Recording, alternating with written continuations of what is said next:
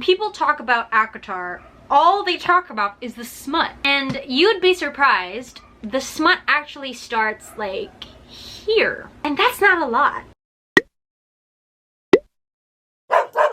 Hello everyone, this is Fifi and welcome to my channel. I am prepared with my notes, like pages and pages of notes, because we are going to talk about the ACOTAR series, or A Court of Thorns and Roses by Sarah J. Maas. Everybody and their mothers have already read this back in 2015. I am new to this. Well, I was new to it at the start of the year, but it is everywhere. It's on Book Talk, BookTube, wherever you find your books, and I think it just became really popular again because of TikTok. Anything that goes through TikTok, or any book that goes through TikTok, just blows up like crazy, and it doesn't matter if it's super groundbreaking or not. As long as it impresses a group of people, it's going to reach you if you're on Book Talk. So this reached me. It's in the new adult category. I wouldn't call it young adult, because even if it has very simplistic writing, there's a lot of graphic scenes, not just sexual graphic scenes, but also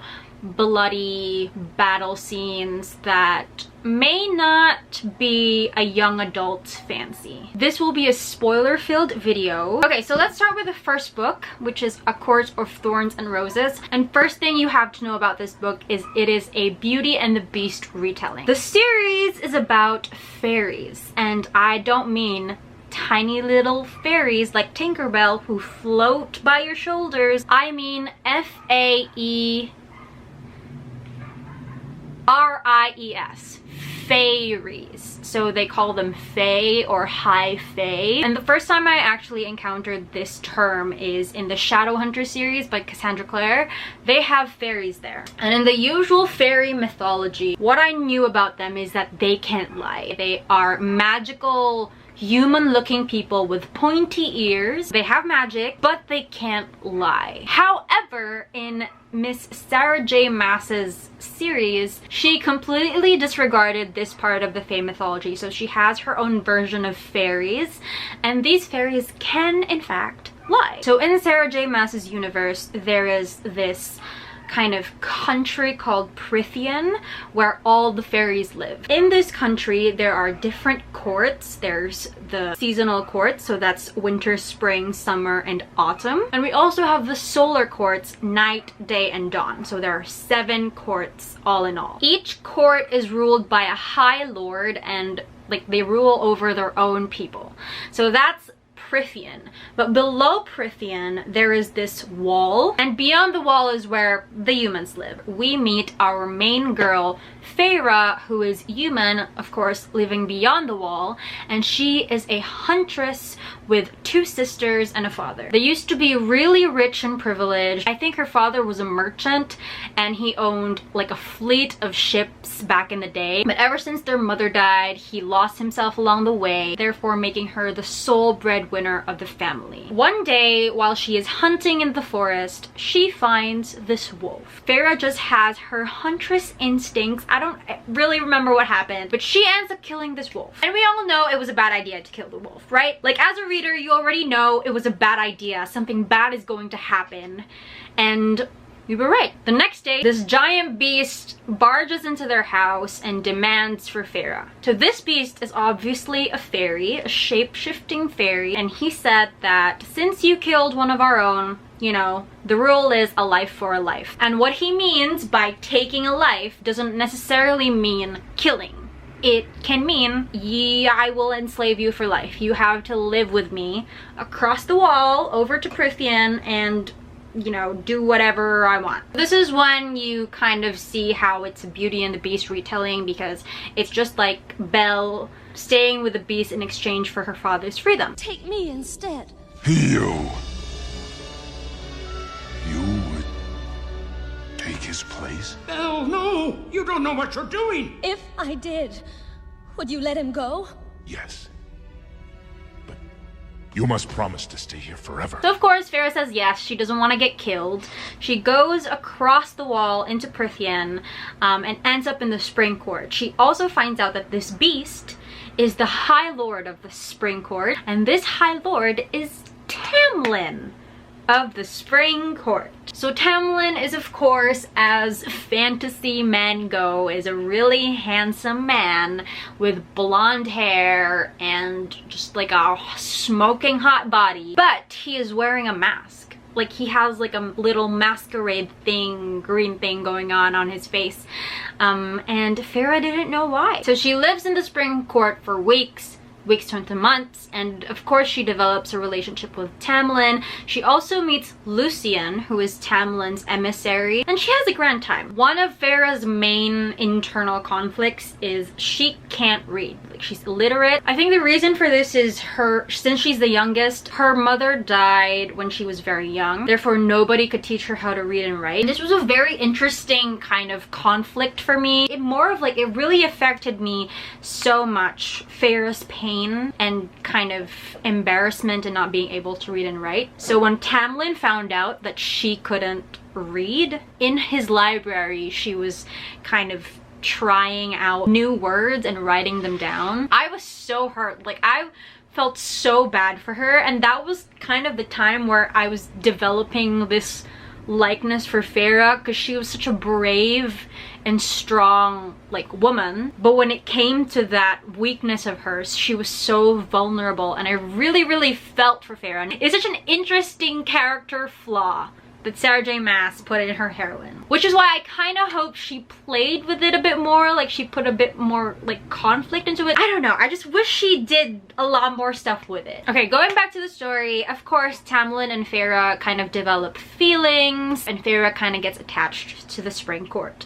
But we meet our other character who will be very important in the next books, and when I say important, guys, very important. We meet Rhysand, and Rhysand is the High Lord of the Night Court, this beautiful man. And when I say beautiful, it's because Farah said he is the most beautiful man she's ever seen. Rhysand is so hot. My sister just said Rhysand is so hot. Thank you for that input. Rhysand is a feminist. Thank you. Do you want to? She's a mental health advocate. Okay.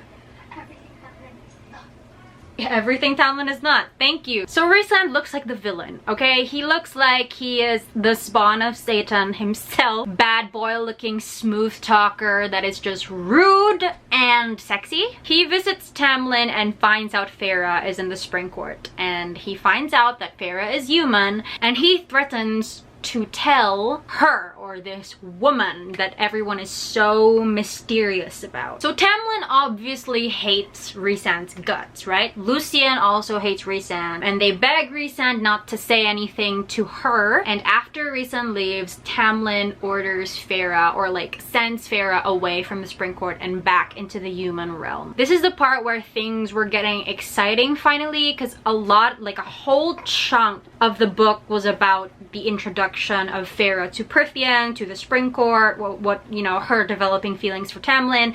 And at this point, I was actually liking Farah and Tamlin's dynamic. Like, I was liking their love story. I was loving Tamlin a lot, and also really respecting Farah as a heroine. So Farah is back in the human realm, but when she gets back there, she finds out that Claire Bedor, one of her old friends from like back in the day, is dead. And it is because when Rhysand found out about Farah back in the Spring Court and he asked for her name, she didn't give her name. She said her name was Claire. And when she found out that Claire was dead, she therefore realized that, oh my god, I was supposed to die. So she panicked because she was like, oh no, I killed this girl because I gave her name to the High Lord of the Night Court. So she was like, I have to go back to the Spring Court and I have to save the day. So she runs back to the Spring Court, and she finally finds out that this blight is actually a curse by this woman named Amarantha. Now, Amarantha is a high fae coming from a different country. So Prithian isn't the only country in this universe. There is this place called Hybern, and in Hybern all the bad fairies live there basically. So Amarantha comes from Hybern, and by order of the king of Hybern, she kind of like conquered all of the realms of Prithian and just made the whole land succumb to her and put everyone under this curse. And when it came to Tamlin's curse, she found out that in order for Tamlin to gain back his magic, which he completely lost, he had to make a fairy-hating human fall in love with her. She realized that she actually had the power to break Tamlin's curse because she fell in love with him. And she was once someone who hated fairies so much she even killed one. Which leads us to the last part of the book where Farah goes under the mountain. It's this big ass cave under the mountain, and since she's so in love with Tamlin, you know, she's willing to risk everything. Like, homegirl is ready to die for Tamlin. And okay, unpopular opinion, I've read a lot of reviews on ACOTAR at this point, and a lot of people really hated this part of the book because they found Amarantha to be like really stupid and so shallow, but I found it really exciting. I found the final chapters of the book to be the most exciting because I kind of snoozed through the first half, not gonna lie. The final chapters were more thrilling for me to read because I really like fast-paced stuff.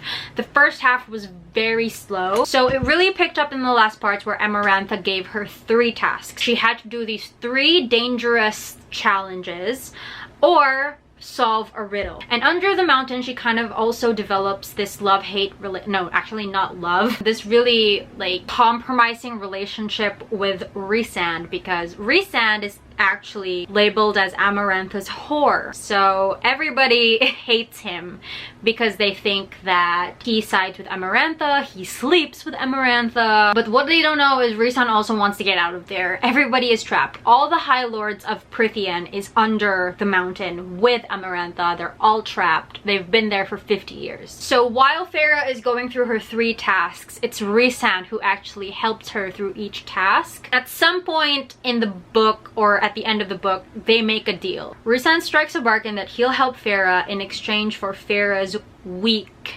every month for the rest of her life. So she has to spend a week with him in the Night Court forever. Of course, Farah is desperate, so she says yes because she has to live. She has to save Tamlin. And in the end, she succeeds and actually solves the riddle, which was a very boring answer. The answer, spoiler alert, is love. And that was one of the most ridiculous parts. I genuinely did not like it. But Farah was successful. She solved all of the tasks. She solves the riddle, releases everybody from their curse, and Tamlin therefore gets to kill Amarantha because he gains back his magic. At some point in the end, Farah gets severely injured. I don't remember how she was in the brink of death, but she was dying. Like, homegirl was dying. I think at one point she already did die, but since she saved the whole of Prithian, all of the 7 High Lords agreed to resurrect her by giving a kernel of their power to her. So everyone was just like, here's a portion of my life for you since you saved us, which transformed Farah into a fairy. She became high fae, she grew pointy ears, and homegirl became immortal. The end. That is A Court of Thorns and Roses. Listening to it like that, like, I don't know, I really enjoyed it the first time. I admit the first half was a snooze fest. It kind of took me a while to get into the rhythm of Sarah J. Maas's writing. If we're talking about writing, she uses a lot of words a lot, and her favorite sentence in the book, in the first book at least, is "a chill ran down my spine." And I kid you not, she made so many variations of this sentence. A chill ran down my spine. A shudder went down my spine. A shudder skittered down my spine. And this is my favorite one. A shiver spider walked down my spine.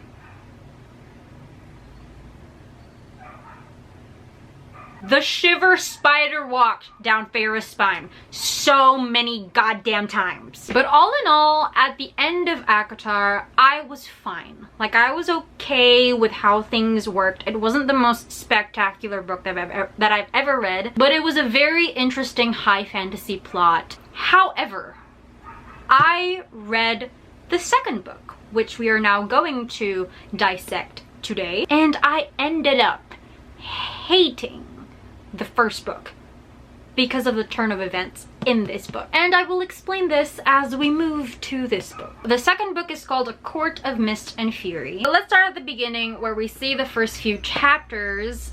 Feyre and Tamlin are traumatized. Like, they are going through some intense PTSD after what they went through under the mountain. I didn't go into detail about what the tasks were for Feyre under the mountain, but they were pretty gruesome. They're just going through a really bad time right now, personally, and in their relationship. So that's how we start book 2. We automatically see that things are not going well in paradise for the two of them. However, they are engaged and their wedding is actually coming up. We see Tamlin being extra overprotective of Feyre ever since they got out from under the mountain. He doesn't want her doing anything other than being a proper lady. And he also developed anger management issues, so he's always like roaring, screaming whenever he disagrees with Feyre. But our girl Feyre wants a feminist man. You know, she doesn't want anybody hovering or coddling her.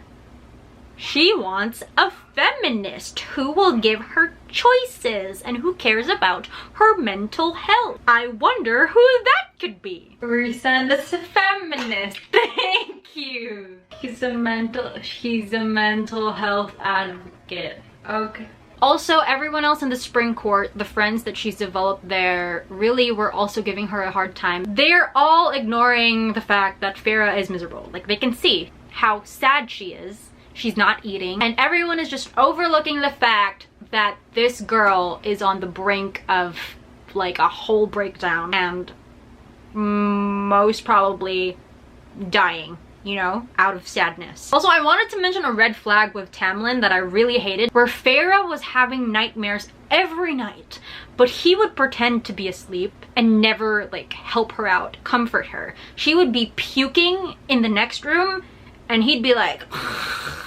So this tumultuous kind of atmosphere in the Spring Court and between Feyre and Tamlin build up to their wedding day, where Feyre was just at the brink of a panic attack while walking down the aisle, and lo and behold, who rescues her from getting married to Tamlin? I spot a feminist. I spot a mental health advocate. High Lord of the Night Court, Rhysand, pops up and is suddenly holding Feyre accountable for the bargain that they made under the mountain, where he made her swear that she will have to spend at least a week in the Night Court every month for the rest of her life. So miserable Feyre ends up going with Rhysand to the Night Court. She actually spends, and is true to her word, spends every, like, 1 week every month with him in the Night Court, where she actually feels better, away from all the anxiety she feels in the Spring Court. She meets Morrigan, Rhysand's cousin, and there she also learns how to read. Like, Rhysand teaches her how to read, and he also trains her, because Rhysand is what made her realize that her resurrection actually could have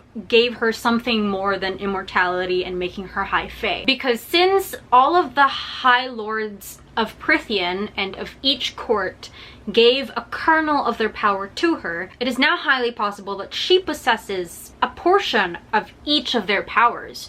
So that's 7 types of powers inside her body. And I just want to say something about this part, which I found really annoying. We now see that Sarah J. Maas is obviously making us lean towards Rhysand, and she is portraying Rhysand to be everything that Tamlin isn't in the first part of the book. Like, if you've read this book, please let me know if you feel the same way. Like, Feyre was ready to die for Tamlin. At the end of the book, when she was doing all of these tasks that eventually traumatized her, it was all or nothing for this girl. Tamlin was also equally as in love as she was, and it was all about the two of them. And then when we reach this book, suddenly it's all gone. Like, after probably these few chapters, Tamlin is wiped out, and we have this portion of the book between Farah and Rhysand, and I just do not like that. I don't know if Sarah J. Maas decided on the Rhysand plot after she wrote A Court of Thorns and Roses, or she's already decided it while she was writing that, okay, for this book I'm going to go with Tamlin. For the second and third book, you know, surprise, it's not actually Tamlin, it's Rhysand. And I just felt like there was no build up to Rhysand. Yeah, we met him in the first part of the book and Farah found him really attractive and all, but there was no connection. It was all very sudden to me. Like, don't get me wrong, I like Rhysand. I actually love Rhysand. He is the feminist king, mental health advocate we all want, but the execution of the shift from Tamlin to Rhysand was just very abrupt that I found it actually very unfair for Tamlin. Like, I'm not a Tamlin apologist. I just can't help but feel bad for him because I don't know. So going back to the story, we see this really vivid and stark difference between how Farah was being treated in the Spring Court and in the Night Court, and it all came to a point where Tamlin was just the most infuriating person that Sarah J. Maas could have written. He trapped Farah in their house, in the like mansion in the Spring Court. He put a barrier around the house so that Farah couldn't escape, and homegirl just snapped. You know, she broke down, had a really bad panic and anxiety attack, which made her spew out powers she didn't know she had. More from the Night Court ended up getting her and bringing her back to the Night Court to Rhysand, and she stayed in the Night Court. She was like, I'm not going back there. I do not want to see Tamlin, at least for a while. She needed to get away. This was actually a really interesting plot arc in the story because we find out that Rhysand isn't who he says he is, you know, as bad boys go all the time. The Night Court is actually portrayed as a very dark place under a mountain where bad people are and all that, but what we don't know is Rhysand was hiding this city called Valaris, or a city of stars, where all of these people were protected from the curse. So Amarantha never touched these people, and Rhysand had to sacrifice big time just to be able to hide the city from the entire world. So here we found out that Rhysand isn't so bad after all. He was just pretending to be an asshole to everybody just so he could protect his city. What I loved about the Court of Mist and Fury is the found family trope, and we meet the Night Court gang, or the Night Court Barkada is what I like to call it. Cassian, Azriel, Mor, and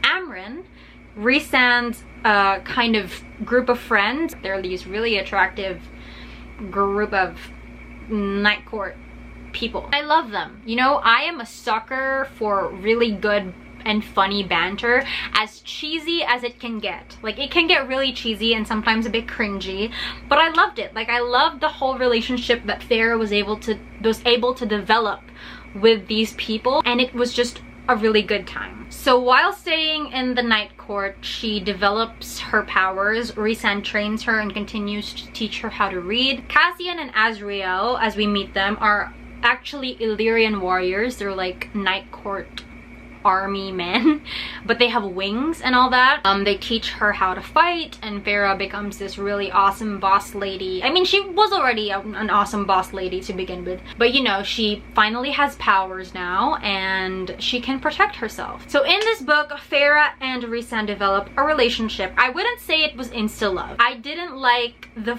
quick shift from Tamlin to Rhysand, but I wouldn't say the relationship between Rhysand and Farah was, you know, super fast or was super instant. I would say, because this is a thick book, like so many things happened, I would still say it was a bit of a slow burn enemies to lovers thing, because of course at first Farah was super annoyed with him, but towards the end of the book we find out that there's actually more to their attraction and that they are actually mates. And the reason why I understood what this meant is because I read too much ABO and werewolf fanfiction and soulmate fanfiction that when I hear the word mates, automatically soulmate, you know, the one person for you. What I just didn't like about the execution or the revelation of mates is that it was never established as a concept in the first place in the first book. Like, we did not know that being mates were a thing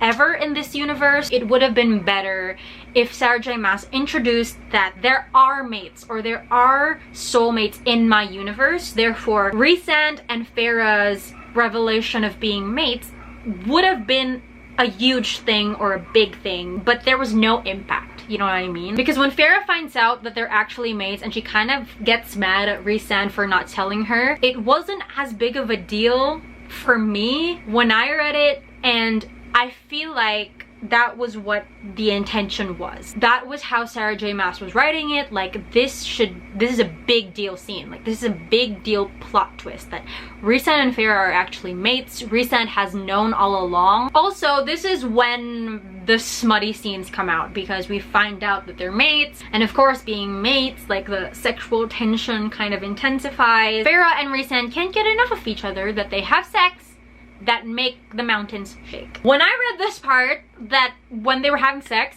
the mountains were shaking. I mean, good for you, Farah. Too bad for the animals living in the mountains, sleeping peacefully. You know, they just want to have a peaceful time. Was the smut good?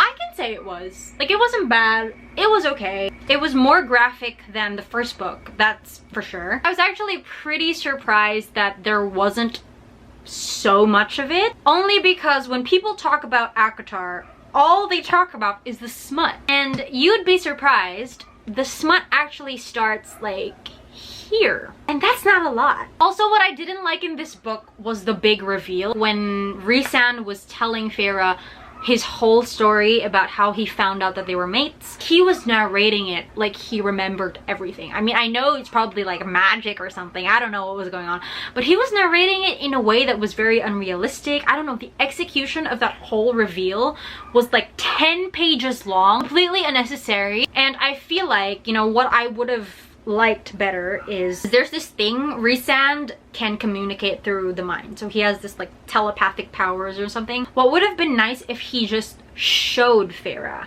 everything that he wanted to show her, as he can. He's High Lord of the Night Court, he has these powers. Instead, he told her everything in a way that was very poorly written, in my honest, humble opinion. I mean, I'm no writer, but I just did not like that. It was not very suave. You know, Rhysand is a very smooth talker, so I'm really expecting him to be very fluent, very good with his words, and very good in expressing things really precisely. I don't know, it was just not very Rhysand. But at the end of this book, Farah, Rhysand, and the rest of the Night Court gang actually find themselves in Hybern, where they attempted to kind of steal the cauldron or destroy this cauldron. And this cauldron is where, like, it's the end all be all of everything. So it's where everything came from. It's like their god, and it's how everything can be destroyed as well. So I think they wanted to steal it or something. But then they find out that Tamlin actually sold them, like sold the whole of Prythian off to Hybern just to be able to get Farah back. And the book ends with Farah's two sisters being pushed into the cauldron and becoming high fae like her. And to save the day, Farah pretends that her whole time with Rhysand was just one big pretend, and that Rhysand kind of jogged up her memories just for her to willingly go with him. And this is how she convinces Tamlin that she was still in love with him. She made the King of Hybern kind of sever their mating bond, and she went back with Tamlin to the Spring Court just to save everybody. Like, that's the gist of the last part of the book. It was also revealed at the end of the book that after Rhysand and Farah mated, so after they had sex, they went and got married in secret, which actually makes Farah now the High Lady of the Night Court. We find out that even if the King of Hybern severed their mating bond, he actually didn't sever anything, because they already like consummated their bond. They got married and she is now High Lady of the Night Court. So when she went back to the Spring Court at the end of the second book, it was actually all a plan. I'm gonna be a spy in the Spring Court and take revenge on Tamlin and the whole of the bad guys. So that is how book 2 ends. And now we have the last book, A Court of Wings and Ruin. This is actually my favorite book out of the 3. This is 699 pages. And it was no joke.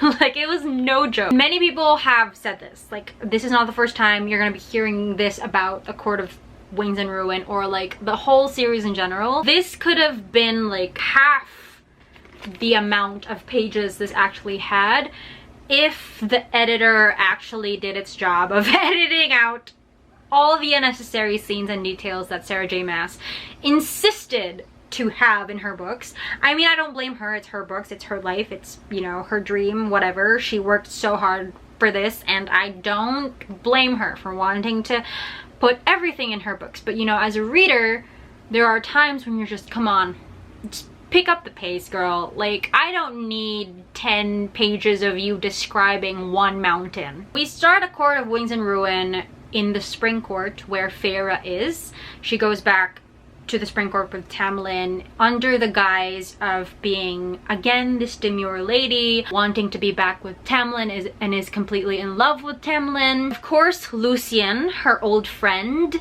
and Tamlin's emissary, is completely suspicious of her. But Feyre, our girl, is now a powerful woman. She is now the High Lady of the Night Court, which nobody knows about. First of all, there has never been a High Lady anywhere in Prythian, so she is the first High Lady ever. Now she is a bad bitch, and we love to see it. We actually love to see Feyre raining hell in the Spring Court and kind of manipulating everybody to turn on Tamlin, to hate on Tamlin.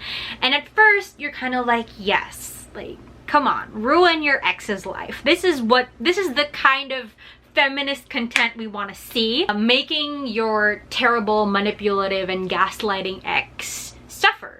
That's what we want. But I have to admit, I did feel bad for Tamlin at some point, because I think the man just needed therapy. But I can't lie that I didn't enjoy the whole revenge plot. It was all so petty. So at the end of Feyre's revenge plot, she succeeds, but Lucien finds her out, so she has no choice. She has to bring Lucien with her back to the Night Court. My favorite part of the book, and it's just a random part, it's not even necessary to the story, but it was the part where Feyre and Lucien were on their way back to the Night Court. So they were traveling by foot, and they crossed trouble in the Winter Court. So they crossed paths with a bunch of bad guys, and they were in battle.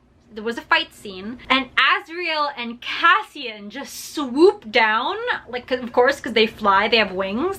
And there was this line where I screamed so hard, and it was when Cassian said, because Feyre was struggling under this bad guy's grip, and he was like manhandling her and everything, and he said, "I suggest you drop my lady." I am embarrassed by the amount of times I screeched and went back to this part. Like, I am embarrassed. It is one line, and it's not even Rhysand. Like, it's not even a Feyre and Rhysand moment. It's a Cassian, Azriel, and Feyre moment. And it's also the part where Feyre announced, like, to people, like, I am the High Lady of the Night Court, and people were like shook because there's no such thing as a High Lady, and she's like, there is now. That's so hot! I'm telling you, the improbability of everything is so cringy. I love it.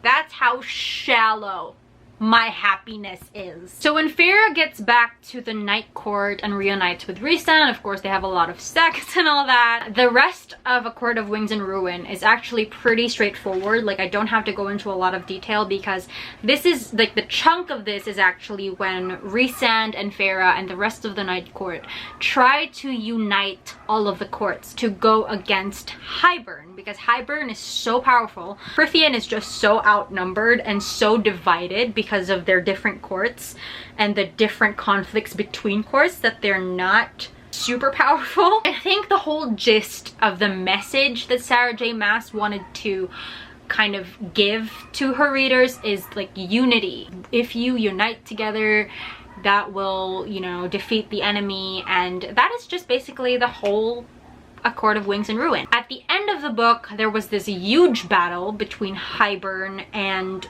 you know, the whole of Prythian, where Prythian had to ally with some of the humans, and they had to kind of recruit a lot of demons and monsters just to be able to defeat Hybern. Every time I have a friend who asks me, Fief, should I read this? Like, I love fantasy, but should I read this? The first thing I tell them is there are a lot of battle scenes, and if you're not into war, and like there's a lot of strategy building and, you know, diplomatic relations between the different courts, a lot of kind of fantasy politics. If you're not super into that, I suggest you just use the audiobook or listen to the audiobook or just skip it, like, because you'll find it really boring. There were a lot of loopholes definitely in the series, and a lot of the writing wasn't very consistent. Like, Sarah J Maas would say one thing and then she'd say another, and if you look at everything retrospectively, it doesn't fit. Like, the puzzle pieces don't fit. Regarding Sarah J Maas's writing, and I think that the writing style is a very glaring aspect to reading, because sometimes when you read a book, you don't really notice writing style. It's mostly with plot execution and characters. But Sarah J Maas's technique is very glaring. Like, you can tell when she's overusing a word or she's overusing a plot arc. And one of the things that really stood out to me was first her use of animalistic expressions, and I think this is one critique that I always hear from all ACOTAR fans, is her use of expressions like growling, snarling, hissing, I don't know, all of the animalistic characteristics. And I have to say, I didn't mind it too much. Is that weird?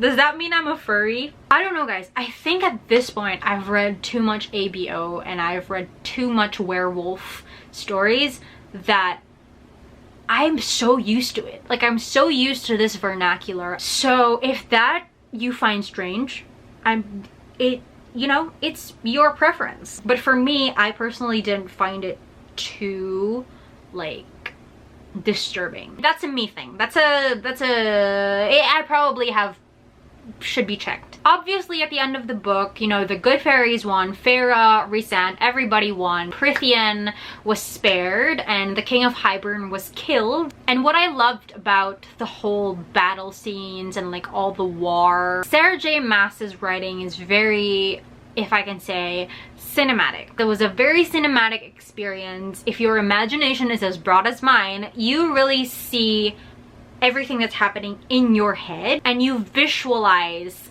everything, because she spoon feeds you the scenes. Like, there's so many details that everything is painted in your imagination so vividly, and that's what makes everything enjoyable. Like, despite all of the details, despite the thick chapters, I can't deny that it was a fun time. Like, I had so much fun reading it. But most of all, the advice I can give anyone who wants to read this or wants to give it a try is to just read it to enjoy. Like, don't read it to critique it by any means, because there is a lot to critique with these books. But if you focus on the things that you don't like or don't necessarily work, then you're not gonna have a good time. But if you read it for fun, you read it for leisure, just to enjoy, read it for the smut even, then it's all good. You're actually gonna have a wonderful time. And that's what happened to me. And that's it. Guys, that's all 3 books. I guess I'm gonna have to address the 4th book. And it pains me to say this. It pains me to even give it screen time in this video. But I have to. I have to warn the people and do it for the good of mankind. A Court of... what is the title of this even? A Court of Frost and Starlight by Sarah J Maas. This is book 3.1. It's a novella. Boy, oh boy, oh boy, oh boy, oh boy.